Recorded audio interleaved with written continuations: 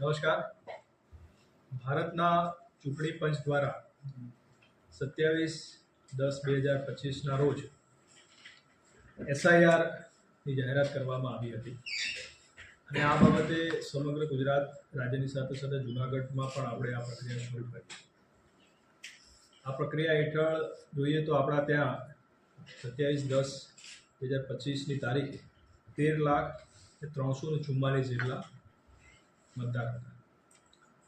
એટલે એ દિવસે જ્યાં મતદારો હતા તમામના આપણે એન્યુમરેશન ફોર્મ ગણતરી ફોર્મ જનરેટ કરી અને મતદારોને આપણે આપ્યા અને એ પૈકી આપણી પાસે 11,49,395 જેટલા જે ફોર્મ છે એ ભરાઈ અને પરત આવ્યા અને એ આપણે એની અંદર જે ડ્રાફ્ટ યાદી છે એને આપણે સામેલ કર્યા છે. સાથે સાથે આખી પ્રક્રિયામાં જે લોકોના મૃત્યુ થયા હોય, જે લોકો જ્યારે આપણા BLO તેને ફોર્મ આપવા ગયા હોય ત્યારે એ લોકો ત્યાં એબસન્ટ જોવા મળ્યા અથવા પરમેનન્ટલી શિફ્ટ કોઈ જગ્યાએ થઈ ગયા અથવા ડુપ્લિકેશન, આવા અલગ અલગ કારણોસર જે લોકોએ મતદારના જે ફોર્મ છે ભરીને પરત ન આપ્યા હોય એને આપણે ASD યાદી કહીએ છીએ.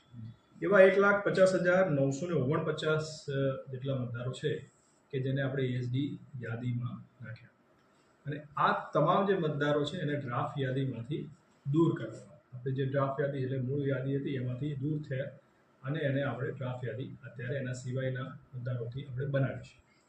એટલે ASDમાં આપણા 11.6% જેટલા જે મતદાર છે આમાં ગયા છે અને આના નામ મતદાર યાદીમાંથી રિમૂવ થયા છે. પરંતુ જે લોકોના આ રીતે નામ રિમૂવ થયા છે એમને ગભરાવાની કોઈ જરૂર નથી.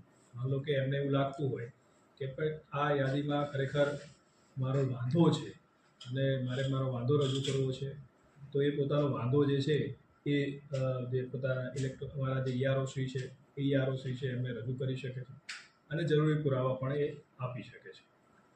આ દરમિયાન જે છે મારી ખાસ વિનંતી એ છે કે આખી જે ડ્રાફ્ટ યાદી છે અમે પોલિંગ સ્ટેશન ઉપર જે અમારા મામલતદાર કચેરી છે, પ્રાંત કચેરી છે, અમારી એની કલેક્ટર ઓફિસની કચેરી છે, મહાનગરપાલિકા છે, આ રીતેના અલગ અલગ જગ્યાએ અમે એને પ્રસિદ્ધ કરી રહ્યા છીએ. ત્યાં જઈને પોતે આ ચેક કરી શકે છે અને વાંધો જે હોય આપી શકે છે.